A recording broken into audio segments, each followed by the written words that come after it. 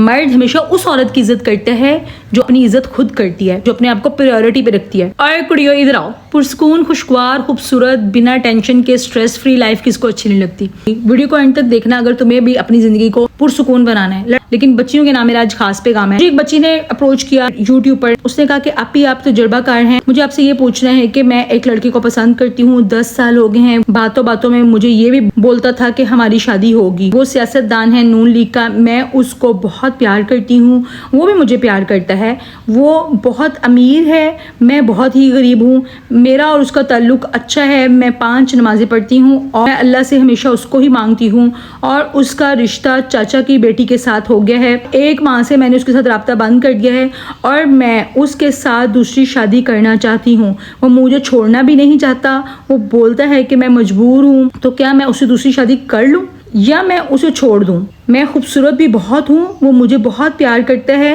वो अपनी कज़न को भी पसंद नहीं करता जिसकी उसके साथ मंगनी हुई है जी। मैं क्या उसे दूसरी शादी की कोशिश कर लूँ या नहीं। तो मैं सदके जाऊँ मेरी प्यारी शहजादी, भोली मीठी बच्ची।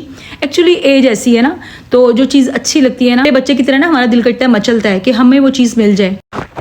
मेरी प्यारी सोनी और शहजादी हो, आपने ना ज़िंदगी के तलख तजर्बात नहीं देखे। ज़िंदगी इतनी सादा भोली, बिल्कुल इतनी मासूम नहीं है जितने आप लोग हैं।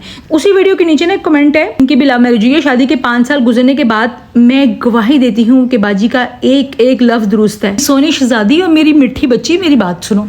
मैं अपनी बेटी को भी ये बात कहूंगी, मैं तुम्हें भी समझा रही हूँ अपनी बेटी करके। अगर तुम्हें कोई 10 साल के बाद अपनी मजबूरी का रोना रो रहा है, एक्चुअली उसने तुम्हें यूज किया है, उसने तुम्हारी कदरों कीमत को नहीं पहचाना, उसने एक हीरे की कदर नहीं की, उसके पीछे पीछे जा रही। इससे पहले कि वो तुम्हें अपनी मजबूरी का रोना सुना के तुम्हें छोड़े, को खुद बोलो। तुम्हें एक बार छोड़े, तुम उसको 10 बार खुद बोलो कि go with help on my foot. जरूरत नहीं उस बंदे के पीछे जाने की। खूबसूरत चेहरों को रुलते हुए देखा है सिर्फ इसलिए कि वो बहुत सिंसियर थे। एक्चुअली ये बता दिया था कि मैं तुम्हारे बगैर नहीं रह सकती, मैं मर जाऊंगी। किसी को मत ये बताओ कि तुम मर जाओगी, तुम रह सकती हो।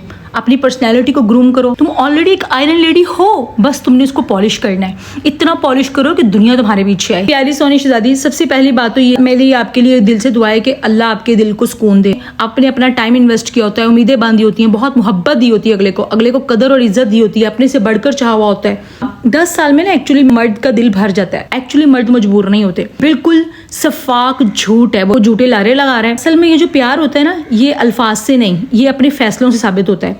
जो शख्स अपनी ज़िंदगी का अपने लाइफ पार्टनर के लिए फैसला नहीं कर पा रहा, वो आपको क्या ही सुखी रखेगा, वो आपका घर क्या ही बसाएगा, वो आपको क्या ही इज्जत देगा।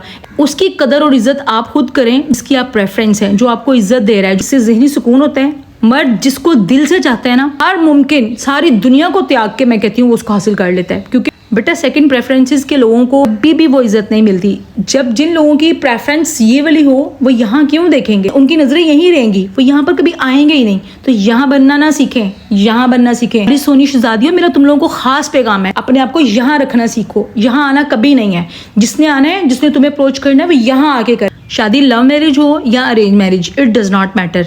मैटर ये करता है कि अगला बंदा आपको कितनी इज्जत दे रहा है, किस प्रेफरेंस पे रख रहा है, वैसी इज्जत दे रहा है जैसी वो खुद चाहता है। तो उसके साथ जुड़ जाएं, उसकी डबल इज्जत करें ताकि खुशगवार पुरसकून जिंदगी गुजार सकें। भी ग्लो करेगी, रंग भी गोरा चिट्टा होगा, दाने वगैरह भी नहीं निकलेंगे, वेट भी लॉस होगा।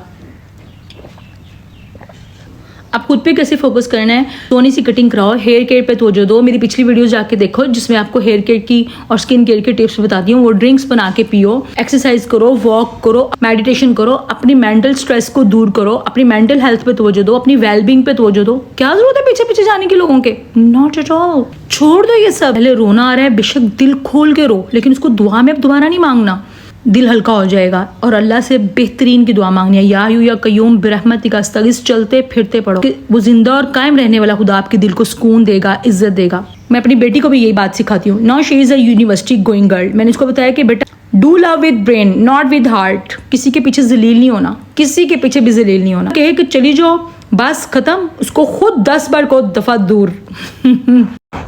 बीइंग साइकोलॉजिस्ट ऐसी ऐसी ग्रूमिंग टिप्स दूंगी, पर्सनैलिटी पे फोकस करना सिखाऊंगी कि तुम बहुत ही कॉन्फिडेंट लेडी बन जाओगी। तुम्हें पता होगा कि मैंने अपने लिए कैसे जीना है, तो खुद के लिए जीना सीखो, जियो और जीने दो।